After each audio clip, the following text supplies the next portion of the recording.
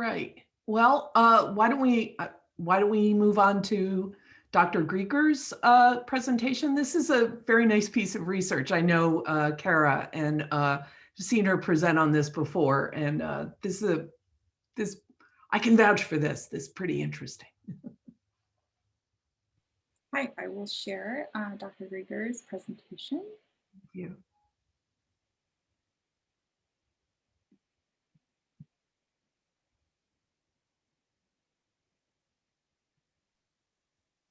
Okay.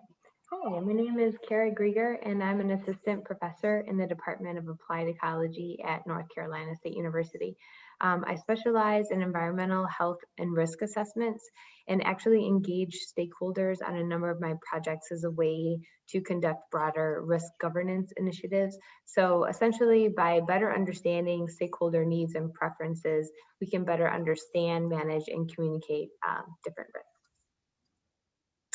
Okay, the first lesson that I wanted to share with you, and that many of you may already be aware of, but in our work, our networks and connections and relationship building have really been key to many of our stakeholder engagement efforts.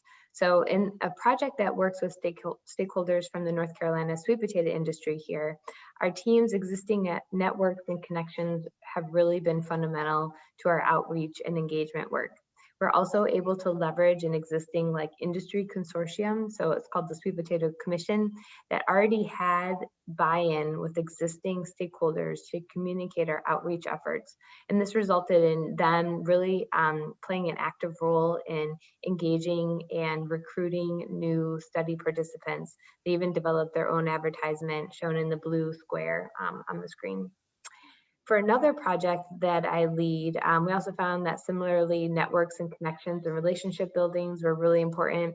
So in a USDA NIFA grant that I'm leading, we had an online stakeholder platform which heavily utilized our existing contacts and connections. So a screenshot of this online platform is at the bottom right of the slide.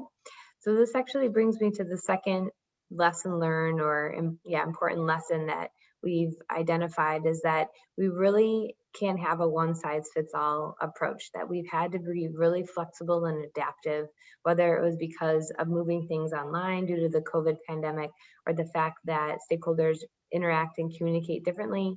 We've had to be very flexible and adaptive.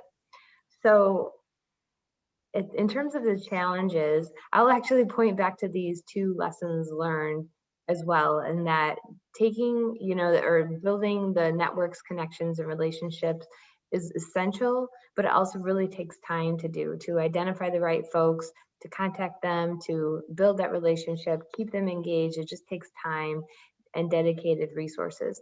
And also we've really found that a one size fits all approach, is what you need. But again, it takes time to figure out what works, what doesn't work.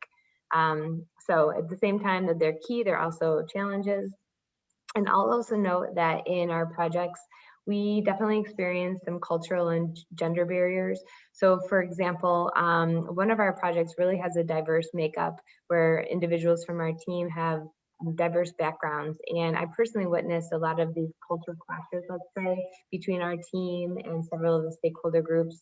And I also witnessed firsthand some gender-based stereotypes, including being faced with questions that were really steeped in some gender stereotypes about our roles on the project. So this has been a little bit challenging to navigate, but we've been managing it so far, and just to identify it has been important. So with this, I hope that this information is helpful for your project, and please feel free to reach out if you have any questions or questions or comments for me. Okay, thank you. That online platform what is really, really interesting. It's a very interesting mechanism for getting stakeholder feedback, and they basically developed it kind of on the fly in the aftermath of COVID.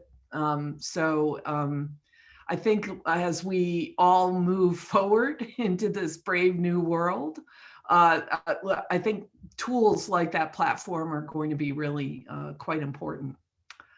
And then finally,